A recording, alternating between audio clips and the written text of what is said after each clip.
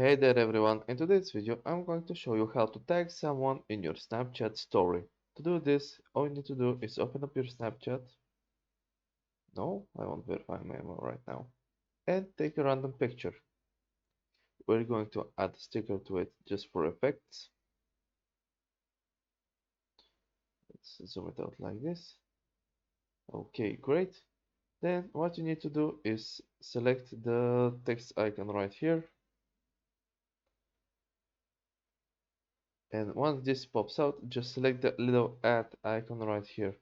And you can see people will start showing up here, so you just need to type in the person's name, or you can mark it up directly from here.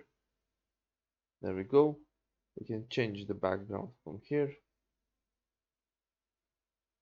We can align it how we want. We can change the color as well, and there it is. That's how you tag someone in your story. Now you just need to send to my story.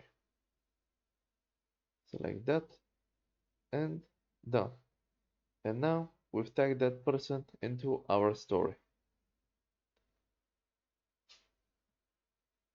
There we go.